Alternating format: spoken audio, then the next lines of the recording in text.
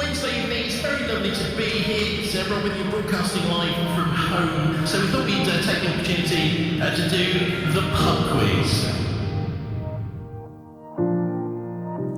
The pub quiz is over. This is the last few minutes of the pub quiz. So we want to take this time to say thank you to the people that have made this show great. And the serious pub quiz. Yeah, it's not been serious at all. Stop the music.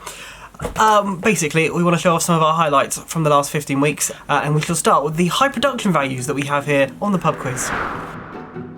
Text-to-speech thinks that my name is Rob Lesbos. I'm not entirely sure that's correct. Some island somewhere, I think.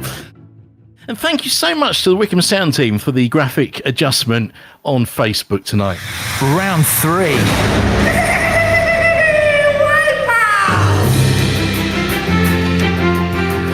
So round 3 this evening, yes, is in fact called Wipeout. They're giving me a sound effect to play with, I'm happy. Rather dramatically, we've turned the screen red as well because we're in the Wipeout round. Can I do the Wipeout thing again? Here we go. There you go. Woof, look at that. That's a graphic that I haven't seen before. That's very impressive. Someone's got way too much time on their hands, is what I can say to that. I have no idea what he's talking about. Now to one of Rob's favourite subjects that mentioned quite a lot throughout the last 15 weeks. They were in the middle as well of the pub quiz run, and that is Eurovision. Number 2, 4 Manchester United players have won the Eurovision. Eurovision. Good. They've won. 4 Manchester, Ronaldo and Beckham, they've all been winners of the Eurovision Song Contest. That's what we're trying to say here tonight. Oh, you're old woman.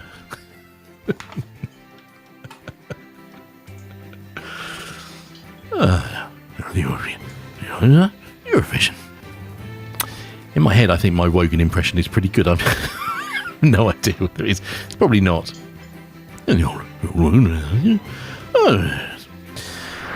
Now, over the last 15 weeks, many of you have shared your birthday with us because you had nothing else to do, so we were the only thing left.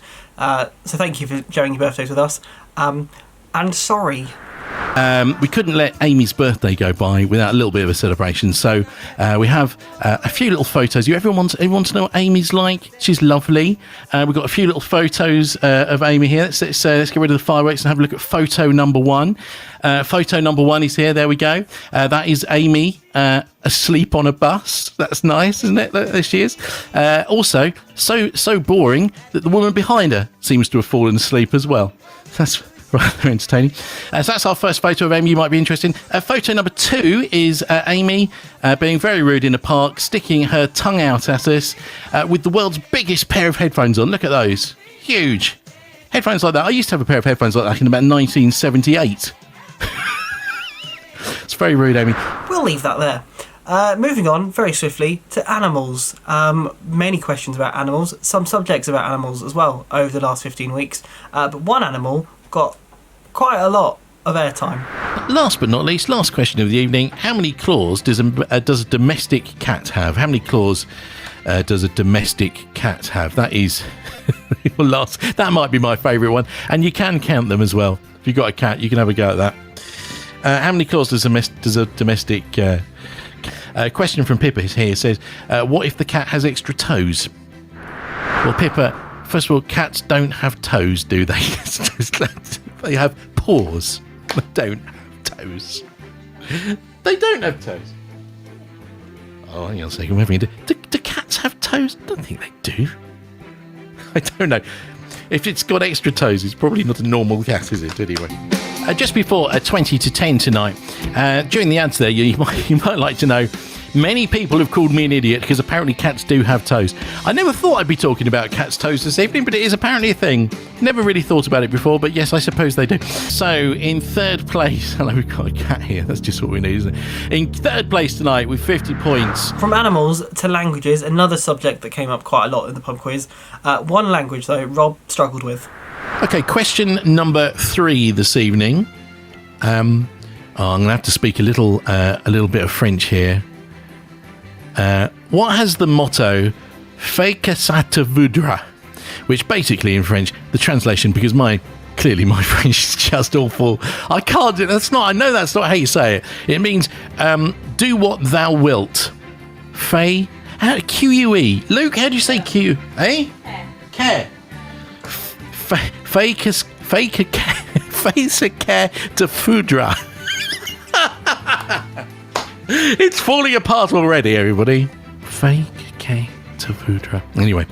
Now, earlier on we did a High Wycombe quiz, and I was attempting some French when I said what had the motto, and I tried to say it, which is the French translation of "do what thou wilt," which was slightly embarrassing because I couldn't get it right at all. To the point whereby a French teacher has now recorded the answer to this on his phone and pronounced it properly and sent it through to us, and it sounds like this. Fais ce que tu voudras. There you go. That's very nice of you. Fais ce que tu voudras. Thank you very much indeed. That's made me feel very silly now. One more time. Fais ce que tu voudras. Thank you very much, Luke Ashburn, French teacher. And apparently he said my pronunciation was like a bottom of the class year 7.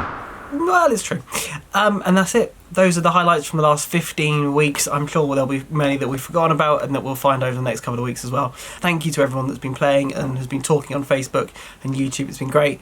We will leave you in this little highlight package with some of the nice messages we've had over the last 15 weeks as well. So Quizzy McQuizface are back again this week after not joining in last week due to, and I quote this, popping out a new team member born at 9:41 p.m. during the pub quiz last week. We would have won last week too. Well, first of all, well done. Very good indeed. Congratulations. That's fabulous. Thank you very much indeed. What is really interesting though about that message is it suggests that you were actually playing the pub quiz last week whilst in labour, which is very commendable. If that is what you did, I think you should get a prize for that. Very good indeed. Well, I hope everybody's well and healthy, and it's lovely to have you back with us this week. Really, congratulations from the team at Wycombe Sound. Rob is a lovely name, by the way. If Rob, just saying, or Robert, yes, because it's a timeless name. Just sort of like sow that seed there anyway. Congratulations, McQuiz Faces. That's fantastic news. Fantastic news. Before I do that, can I just say hello to Shona? Sent an email into us just before the show tonight. I just need to read this out to you. It says, "Hi Rob, just thought I should get in touch as this might be the last pub quiz you do. My friends and I and husband, in brackets, have been getting together via WhatsApp every Wednesday night since the very beginning to take part. We called ourselves the Grizzly Bears, but we have never submitted our answers as we're not that good. I'm sure you are. Anyway, apparently they end up chatting too much. It says, you've really cheered us up during this difficult time of lockdown and furlough, and we've all really enjoyed the last 3 months. The highlights for them include my goddaughter Natalie's birthday in April, counting my cat's toes. Cats don't have toes, I've said this before. And my husband trying to count my teeth and still getting it wrong. Please read this out and give a big shout out to the team just before you start the quiz, as they may have all shut up by then. Or please mention Sophie, Natalie's sister, who sometimes joins us from Canada.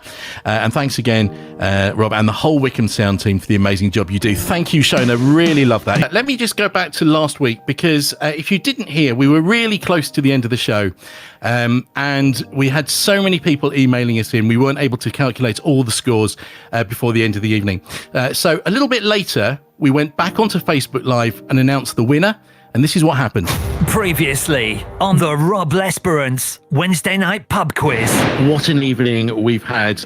We're back on Facebook Live here and also on YouTube. But we wanted to let you know who the winners were this evening from our pub quiz. And in first place, winning our prize tonight, he got 53 points, and it's Leon Yearwood. So well done to Leon.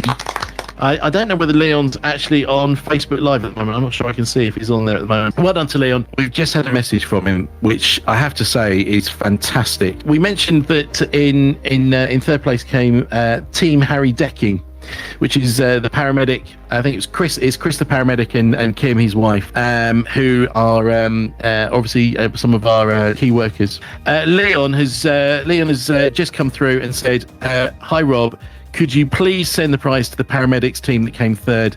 Like all staff working on the front line, they absolutely deserve it. I have to say that's an amazing end to the night, and a very kind gesture. Leon, thank you very much indeed. We weren't expecting that at all, but it's a lovely gesture. Absolutely, we will pass that gift on to them, and that prize on to them. I'm sure they'll absolutely love it. And